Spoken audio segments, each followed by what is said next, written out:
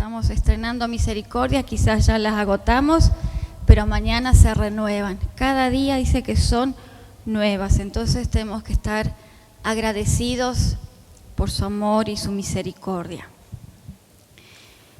Bueno, en esta noche voy a seguir compartiendo, no sé, los que estuvieron el martes pasado, estuve hablando acerca del Espíritu Santo y voy a continuar con esta reflexión. Había hablado acerca del Espíritu Santo, quién era y qué era, ¿verdad? Y sabemos que el Señor Jesús, antes de partir, dijo que enviaría a su Espíritu Santo, el Consolador. El con fuerza, ¿recuerdan? Pero esta vez vamos a ver un poquito acerca de la obra del Espíritu Santo. Vamos a ir a Juan 16. Y quizás muchas veces lo hemos leído, pero a veces tenemos que recordar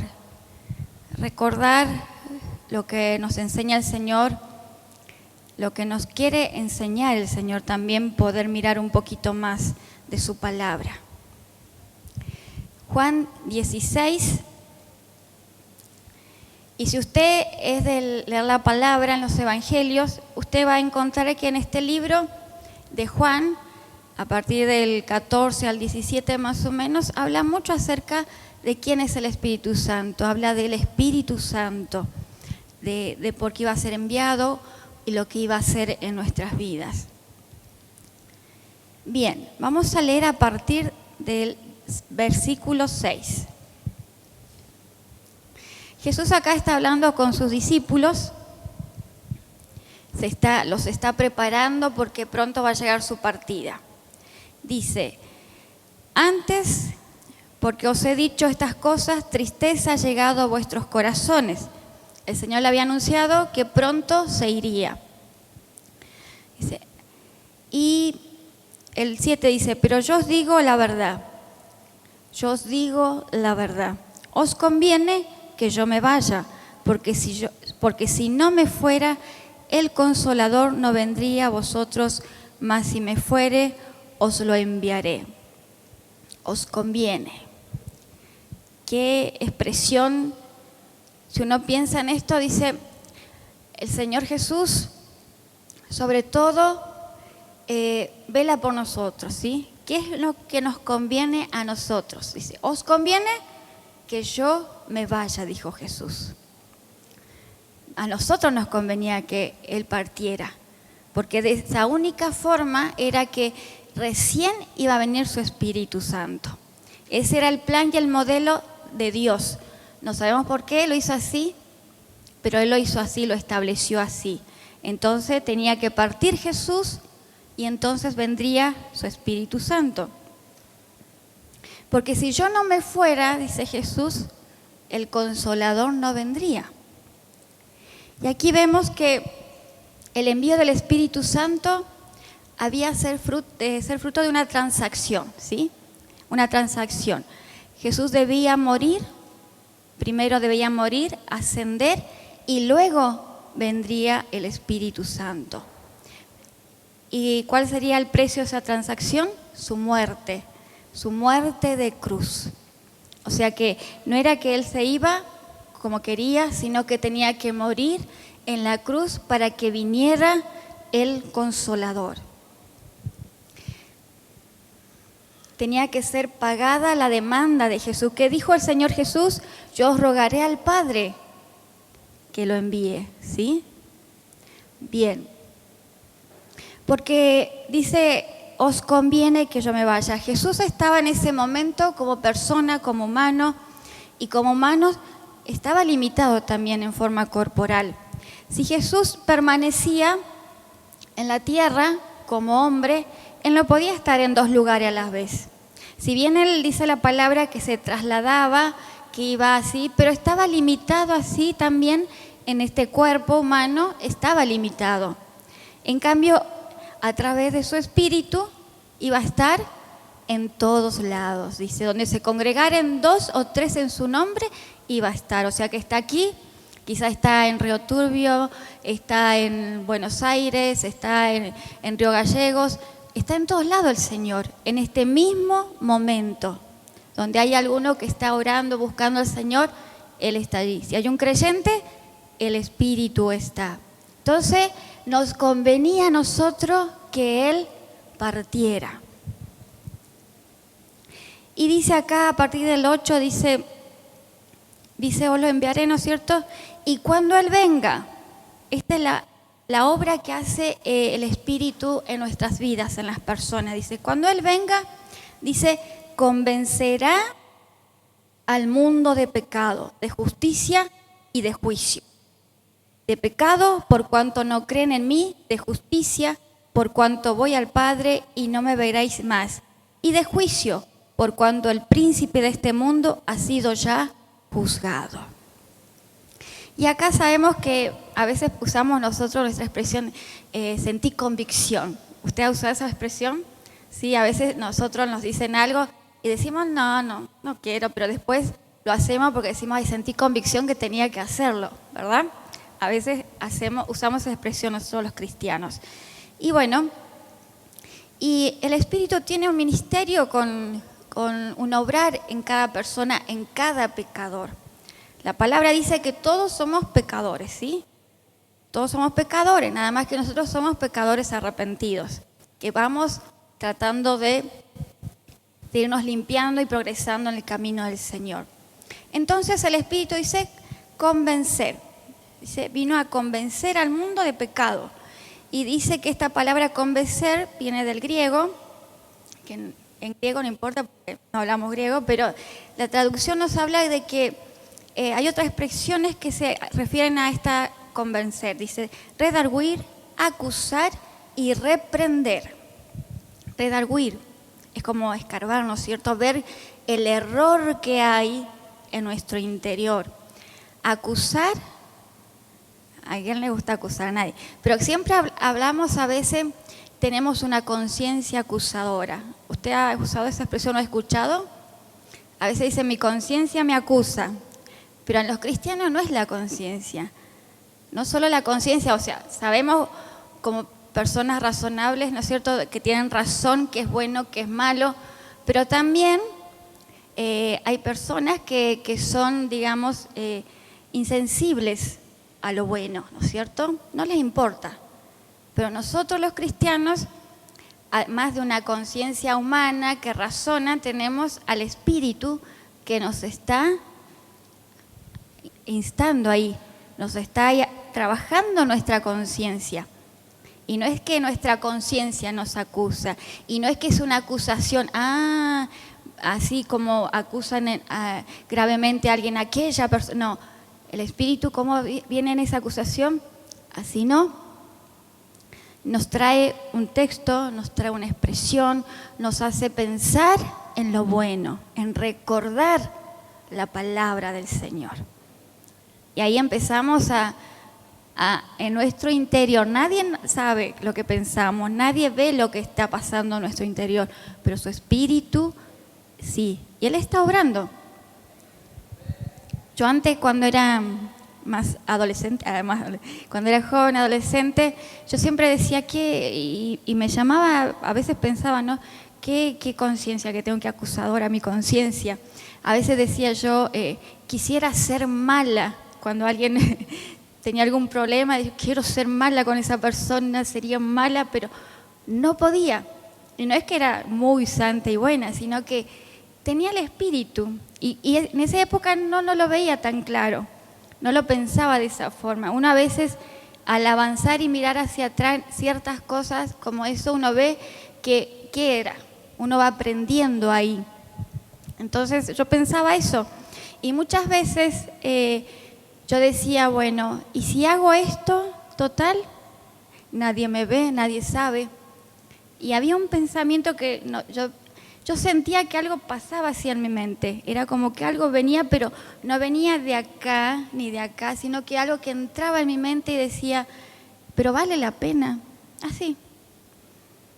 Y yo pensaba, es verdad. Y después no, después me tengo que arrepentir, ay no, mejor no lo hago.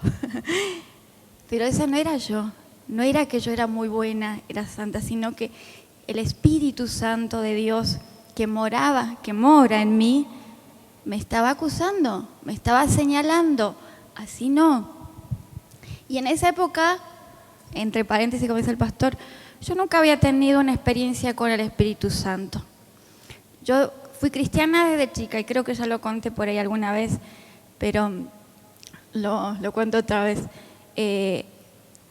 Crecí en la iglesia, siempre, en la escuelita, los adolescentes, cristianas, ¿no es cierto?, en la casa del Señor. Pero nunca había experimentado la manifestación del Espíritu Santo. Sí fui testigo en varias ocasiones y en varios lugares de cómo se derrama el Espíritu Santo, cómo hablaban en lengua, cómo se caían, se reían, y yo no sentía nada, no sentía nada.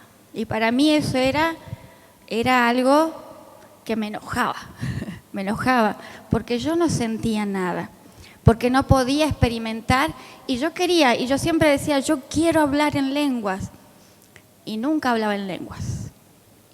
Y en esta iglesia, me acuerdo, uno de los primeros, el primer congreso creo que fue, que hubo un gran mover del Espíritu.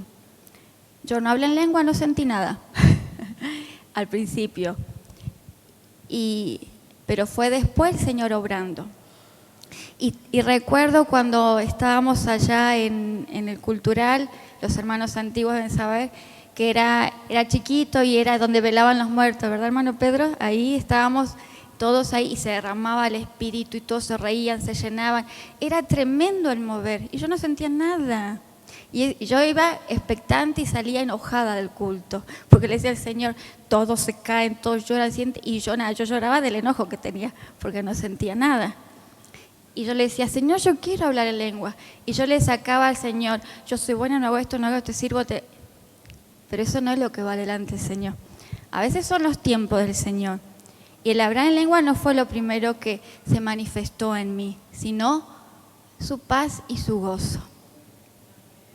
Y mucho tiempo después, sí, las lenguas y otras cosas que el Señor ha hecho en mi vida. Y yo he visto cómo ha obrado también en otras vidas. Así que, hermanos, sigamos expectantes, ¿sí? El Señor derrama y obra como quiere, pero Él lo hace. Y eso es bueno porque significa que le estamos rindiendo y dando el control de nuestras vidas también. Él nunca deja de obrar. No es que a veces por sentimiento, no es que sentimos, pero el Señor obra de toda forma, aunque no sintamos. Si estamos aquí, el Señor está obrando. Si escuchamos su palabra está obrando.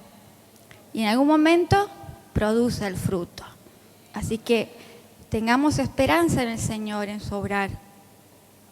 Y aún esperanza de ver más de sus maravillas, más de Él, en lo que pueda hacer. Dice que tremendas cosas, ¿no es cierto?, veremos. Que podamos ver esas maravillas del Señor. Bien, entonces redarguir, acusar, reprender.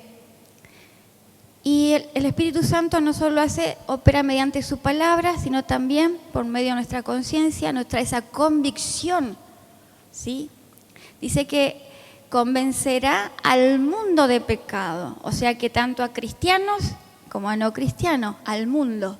No dice solo a los que no creyeron en el Señor, a los que no son judíos acá. No, dice al mundo.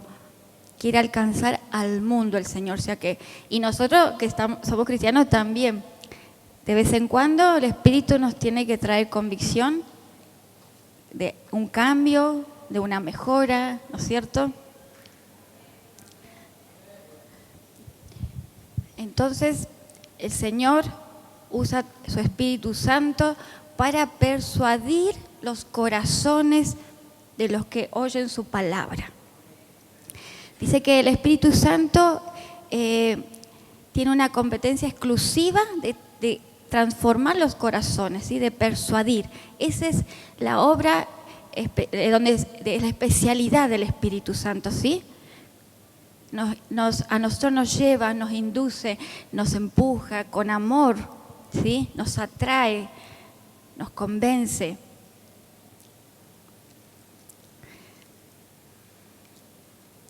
El hombre, nosotros obviamente, y bueno, entonces ¿para qué vamos a ir a predicar? Y si usted no, porque ese es mandato del Señor. Nosotros debemos hablar, pero mientras hablamos es el Espíritu el que está obrando y abriendo ese corazón y esa mente, está trabajando. Nosotros hacemos nuestra parte y el Espíritu hace lo que, a donde nosotros nos vemos, en el interior, ¿sí? Así que todo es un trabajo en equipo, hizo el Señor todo. Si usted piensa Padre, Hijo y Espíritu Santo, y vamos a ver eso, cómo trabajan ellos tres. Entonces convence al pecado, de pecado al mundo. Y podemos decir, acá también dice, de pecado, dice el 9, de pecado por cuanto no creen en mí. Sabemos que pecado es todo lo que Dios dice que es pecado, ¿verdad? Pero, ¿qué pasa con decimos que el pecado es los pecados de sexualidad, fornicación, vicio, ¿no es cierto? Todo lo que sabemos que es pecado, la maldad, la mentira. Pero ¿qué pasa con esas personas que son buenas, digamos así? Que se portan bien, no mienten, no engañan, no tienen vicios, tienen una vida sana, pareciera que no tuvieran pecado. ¿Necesitan salvación? Claro que sí, porque todos necesitamos, ¿sí? No importa la conducta, todos somos pecadores, algunos más pecadores que otros, pero al fin pecadores. Siempre decimos de estas personas, cuando conocemos una persona que se ve íntegra, buena, decimos, lo único que le falta es convertirse, ¿verdad?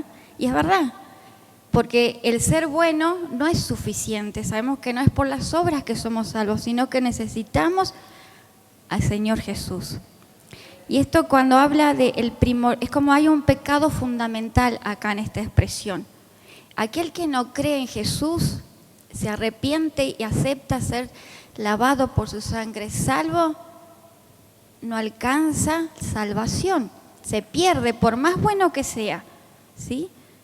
No va a llegar al cielo, se pierde. Juan 3:18.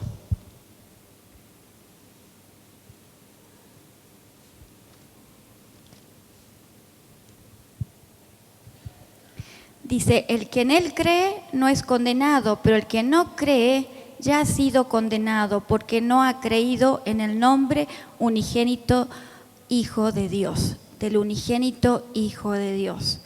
El no creer en Jesús ya no hace del lado de los condenados, nos pone en el sector de condenados. Ahora, el creer en el Hijo de Dios nos trae salvación. Por supuesto que ese creer conlleva una vida de acuerdo a lo que el Señor nos dice, ¿no es cierto? No es solamente creer, sino también hacer. Entonces, tanto aquel que está lleno de pecado como aquel que en apariencia es una excelente persona, no tiene ningún pecado, si no tiene a Jesús, se pierde, ¿sí? No hay salvación. Entonces, el Espíritu dice que redarguye, corrige el error del pecado de incredulidad, ¿sí? El Espíritu dice que nos convence, trae convicción de que Jesús es el Señor, nos habla de Él, nos hace volver al camino correcto. Como decía el pastor, a las sendas antiguas, si nos hemos desviado, nos corrige el camino que debemos andar. También dice acá de justicia. Jesús era por completo justo, ¿sí? Era justo, siendo Dios y siendo hombre era justo, no había pecado, no había injusticia, no había nada, ninguna falta en Jesús. Perfecto, perfecto hombre, perfecto Dios.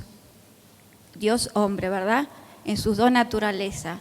Él no había pecado y por lo que no merecía morir como murió, pero lo hizo con un propósito. Entonces, el Espíritu viene a convencernos también a nosotros, al mundo, de la justicia de Cristo. ¿Y cuál es el argumento del Espíritu Santo? Que Jesucristo murió, resucitó y ascendió a los cielos. Él trae esa convicción, nos hace entender y abrir nuestros ojos espirituales a esa verdad. Porque sabemos que la venida del Espíritu Santo es una señal manifiesta de que Jesús murió, pero también resucitó y ascendió. Porque Él dijo, cuando yo me vaya, Él vendrá. Si Jesús se fue, ¿quién vino? El Espíritu. Cumplió. Entonces eso nos hace ver que otra vez el Señor nos muestra que Él cumple su palabra y la cumple por completo. No deja nada sin cumplir o mejor después, no más tarde a medias, no.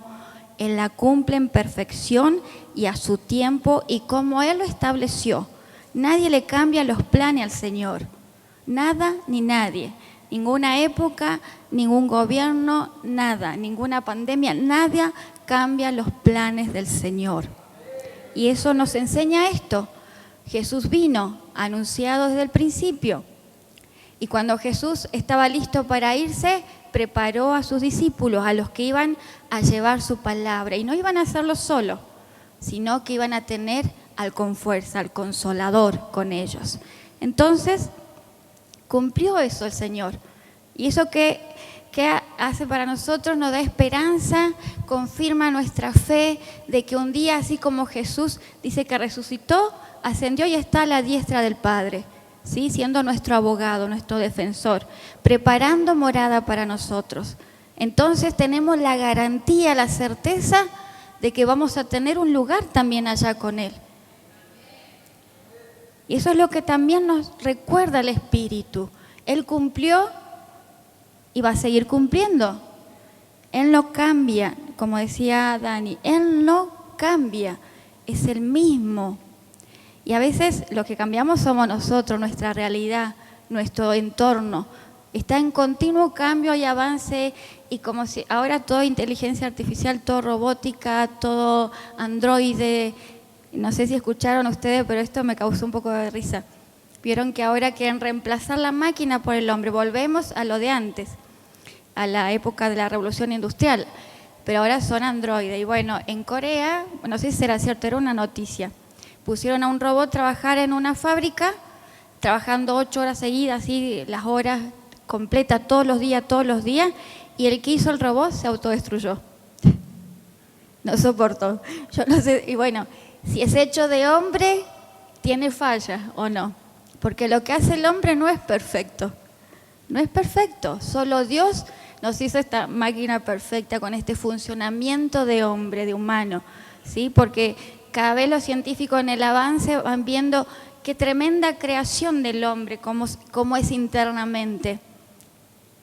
Entonces, el hombre quiere copiar, ¿no es cierto?, inventar otro hombre así robótico que haga lo que quiera, pero no va a ser perfecto, no va a poder funcionar, así como y bueno, eso es lo que decía, se autodestruyó, pobre. Así que bueno, y a veces el humano soporta y se supera, ¿verdad? Se supera.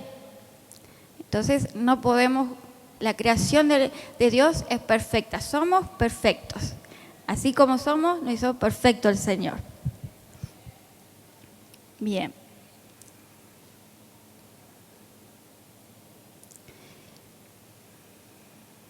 Entonces nosotros, como dice 2 Corintios 5:21, el Señor fue nuestro sustituto en el Calvario y nosotros fuimos hechos justicia de Dios en Él. Así que tenemos esa justicia a través de su Espíritu Santo. Y también dice que el Espíritu Santo convencerá de juicio. Ahora, ¿quién entró en juicio apenas el Señor estuvo en la cruz y murió y resucitó? Nuestro enemigo más grande, el diablo, ¿verdad? Cuando el príncipe de este mundo fue juzgado y condenado en el momento que Jesús fue clavado en la cruz. Ahí fue derrotado por completo el enemigo. Fue derrotado. Qué necio, pensando él querer ser como Dios y creyendo tener la sabiduría, el conocimiento, y a veces debe ser bastante necio el pensar de que el Hijo de Dios iba a morir. Estaba convencido el diablo de que el Hijo de Dios iba a morir. Por eso estaba tan feliz. Pero fue vencido, derrotado por la obra de Cristo. Dice que fue despojado, desposeído de sus mal adquiridos derechos legales sobre las almas, ¿sí? Hasta ese momento tenía, digamos, cancha libre, ¿sí? Hacía como quería, pero en ese momento en que Jesús tomó nuestro lugar, cambió, le fue arrebatado. Ahora, por voluntad del hombre, ¿se va con él o se va con Dios? ¿Busca a Dios o no lo busca? Entonces, que el Señor nos ayude a tener presente eso, que nuestra voluntad se rinda al Dios verdadero, no al de este mundo, sino al Dios verdadero. Bien, por eso dice el 11, de juicio por cuanto el príncipe de este mundo ha sido ya juzgado y está ya condenado. Él ya sabe, bueno, eso ya lo sabe, por eso no quiere estar solito, anda buscando compañeros de condena. Así que el Señor nos libre. Vamos a continuar con el versículo 12, dice, aún tengo muchas cosas que deciros, pero ahora no las podéis sobrellevar. El Señor conocía a sus discípulos, sabía que estaban apesumbrados, pensando en que lo que le decía el Señor a veces no lo entendían, que era mucha carga que no podían entender. No podían entender y lo tenían a Jesús al lado. Entonces el Señor le sigue diciendo, pero cuando venga el Espíritu de verdad, Él os guiará a toda la verdad, porque no hablará de su propia cuenta, sino que hablará todo lo que oyere y os hará saber las cosas que habrán de venir. Y este texto me impactó, dice, y eso que uno a veces lo lee, pero cuando venga el Espíritu de verdad, y ya vino el Espíritu, y ya está morando en nosotros, dice, que Él os guiará a toda la verdad. ¿Y cuál es esa verdad? Dice que ese de guiar va más allá, dice que no solo es guiar por el camino, sino que dice que al mismo tiempo va abriendo camino, abriendo y guiando, abriendo y guiando. Ser guiados por la verdad es más que conocer la verdad, porque a veces conocemos la verdad, pero no queremos ir por la verdad. Entonces vamos a conocer y ser guiados por esa verdad. Y esta verdad es una presencia que guía nuestro interior. ¿Y eso qué significa? Que hay confianza, hay una relación de intimidad. Por eso es que nos dejamos guiar. Porque usted no se deja guiar por cualquier persona, ¿verdad? No se deja aconsejar por cualquier persona, ¿o sí? No. Siempre la que estamos más cerca, la de nuestra confianza, la que conocemos, la que escuchamos, la que vemos, sabemos quién es, permitimos que nos dé un consejo o una ayuda, ¿no es cierto?, una corrección, la aceptamos, ¿sí? Entonces, si el Espíritu dice que nos guía a la verdad, es porque hay una relación de intimidad con Él y nos dejamos guiar con Él, ¿sí? Y esto también de guiar, que abre camino, abre un camino que va gradual en crecimiento, y eso es como que se repite, porque Dios no quiere que demos chato así. Somos cristianos y listo, ya está, este es mi lugar, bueno, hago mi servicio y nada más. No. Todos podemos crecer en el conocimiento de nuestro Señor. ¿Para qué? Para adorarle mejor, para servirle mejor, para amarle más. Dice que Él va alumbrando nuestro entendimiento. Porque claro, vieron que a veces entramos a la iglesia y están estas luces y allá está medio oscuro en tinieblas. Y no se ve muy claro, no se ve quién está o quién no está. Y malo que empezamos a tener corta vista, ya vemos medio borroso. Entonces cuando se va encendiendo la luz, vemos con claridad toda la iglesia, ¿sí? Los detalles. allá parece que quedó chueco el florero, y empezamos a mirar. Bueno, así viene el Espíritu, empieza a aclarar nuestra visión. ¿Una visión de quién? De nuestro Señor, de verlo más grande, porque a veces lo vemos de un solo tamaño. Entonces que ese conocimiento va aumentando, aumentando.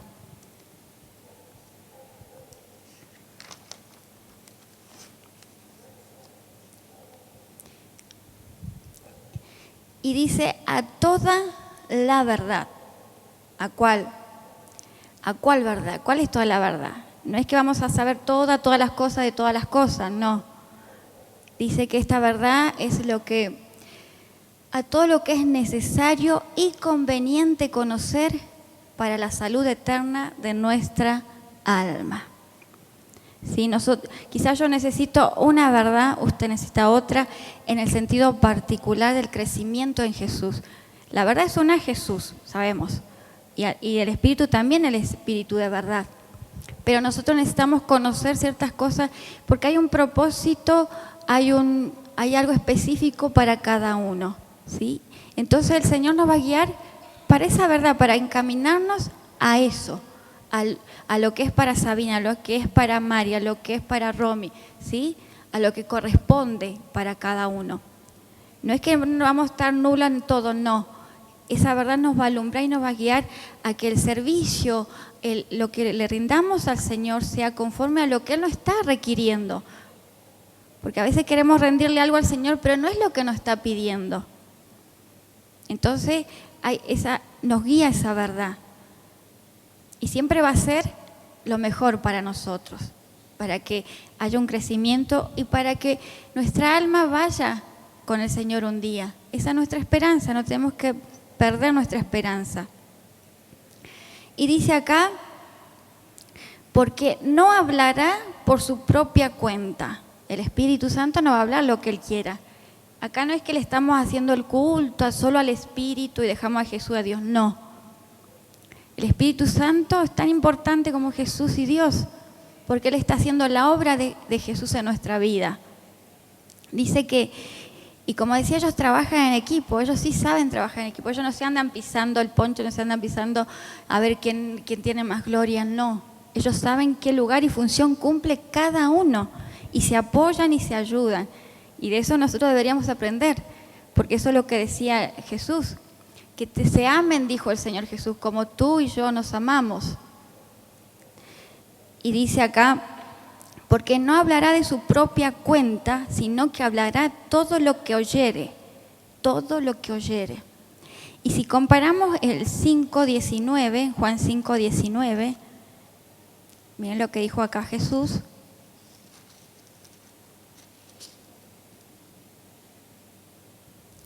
Respondió entonces Jesús y le dijo, de cierto os digo, no puede el Hijo hacer nada por sí mismo, sino lo que ve hacer al Padre.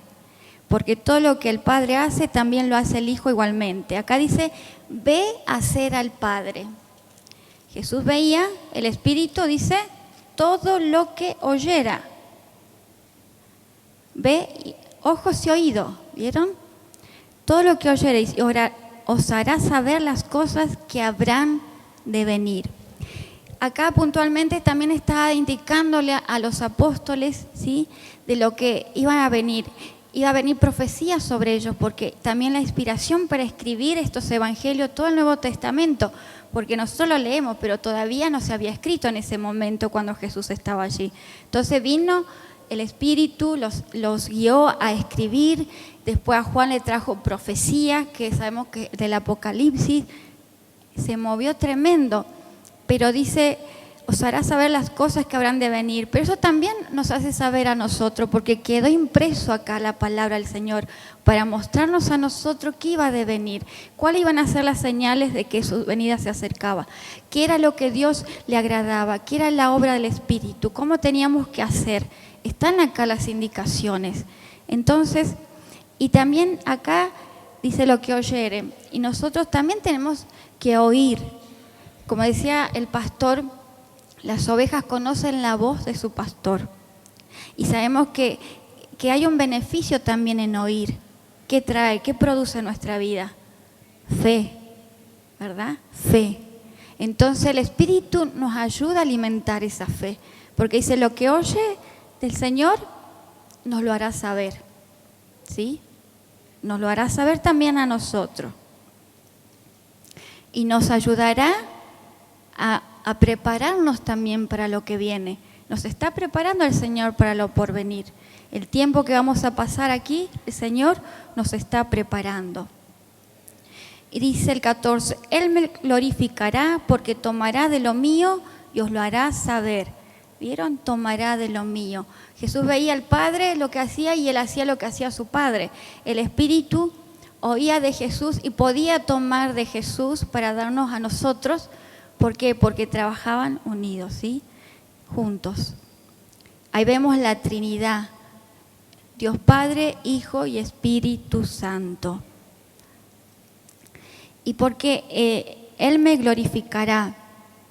El Señor Jesús dice que, como dije, Él no vino a hacer un reino para Él, no vino a hablar de su cuenta. Él vino a afirmar, confirmar todo lo que Jesús había dicho. El centro también del Nuevo Testamento, ¿quién es? Jesús, su obra redentora. ¿Sí? Y eso es lo que impulsaba al Espíritu Santo a través de sus hijos, a hablar de quién, de Jesús, porque ellos no hablaban del Espíritu. ¿De quién hablaban? De lo que había hecho Jesús, de su muerte y resurrección, es lo que hablaban ellos. ¿Y quién les inspiraba? ¿Y quién les daba valor? El Espíritu, los acompañaba, los guiaba, les abría camino, el entendimiento, les hacía recordar lo que Jesús le había enseñado. Entonces ahí vemos el trabajo, como hacían. Por eso dice, tomará de lo mío y os lo hará saber. El 15 dice, todo lo que tiene el Padre es mío, por eso dije que tomará de lo mío y os lo hará saber. Acá también está el Padre. Entonces, Dios, nuestro Dios, es tremendamente grande y maravilloso su obrar.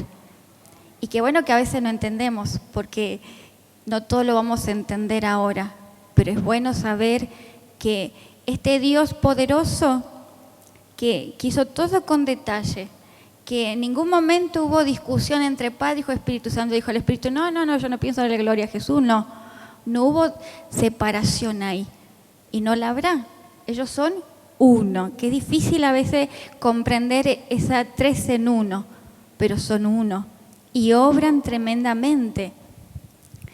El plan del Padre, la ejecución del Hijo, y tenemos la gracia ahora del Espíritu Santo en nuestras vidas. Y el 16 dice, todavía un poco y no me veréis, y de nuevo un poco y me veréis, porque yo voy al Padre. Esto suena como un trabalengua quizás, pero esto nos habla de que son uno, porque dice, no me veréis. Jesús se refería a su ascensión, tenía que ascender al cielo, a la diestra de Dios. Pero después dice, y de nuevo un poco y me veréis. Ahí declaró que el Espíritu y Él son uno, porque su Espíritu iba a estar con nosotros. Y era como que Él estuviera con nosotros también. Por eso decimos que Jesús está en nuestro corazón también. Somos el templo del Espíritu Santo, pero tenemos a Jesús también. ¿Por qué? Porque son uno. Entonces tenemos esta esperanza, esta persona del Espíritu Santo, como decía el martes pasado. Es una persona, no es algo, sino es alguien. Es una persona que está guiándonos, que nos está indicando el camino, que nos está ayudando a convencernos de que lo que está mal y volvernos al Señor como Él quiere. Que el Señor nos ayude, porque Él está con nosotros. Ya vino su Espíritu Santo y está con nosotros. No se trata de si lo siente o no lo siente usted ahora. Que esperamos una mayor manifestación, sí. Que esperamos ser llenos, sí. Pero el Espíritu, usted tiene que tener claro que el Espíritu Santo está con nosotros y en nosotros. Y seguirá obrando. Y Dios no deja las obras inconclusas, no deja a medias. Y si Él dijo que no va a usar, no va a usar. Si Él dijo que no va a sanar, no va a sanar. Si Él dijo que va a restaurarnos, no va a restaurar. Nosotros debemos rendirnos a esa voluntad, a ese obrar, y estar expectante buscando al Señor, más de Él, más de su presencia, quizás adorándole más, bendiciendo más su nombre, conociéndole más a través de su palabra, que el Señor nos guíe a su perfecta voluntad. Le invito a orar conmigo. Señor, te damos gracias. Gracias, poderoso Dios, porque una vez más nos muestras que tú eres grande y poderoso, Señor, que tú cumples tu palabra, Señor. Tú no mudas, no cambias, Señor amado. Tú eres eterno, eres el mismo por siempre, Señor amado. Y este Dios tan grande y poderoso que vemos en esta palabra, Señor, en tu palabra, está aquí también en medio nuestro y está con nosotros, Señor. Te damos gracias, Señor, porque tú estás obrando en nuestras mentes, en nuestros corazones, Señor. Que en este tiempo, Señor, tu Espíritu Santo comience una vez más, Señor, a restaurarnos, a vivificarnos, a limpiarnos, Señor. Que podamos dar el lugar que tú deseas a nuestras vidas, a tu presencia, Señor, a tu vida, Señor amado, que podamos reflejarte a ti, que nosotros podamos menguar para que tú crezcas, Señor. Ayúdanos, Señor, en este tiempo a no desmayar, sino a mirarte a ti, Señor, con fe, confiado, Señor, porque tú cumples lo que prometes. Tú todo lo haces perfecto, Señor. Te damos gracias, Señor. Bendecimos, Señor, a tu iglesia, bendecimos a nuestros hermanos, bendecimos a nuestros siervos, Señor. Te damos gracias por esta casa y esta libertad.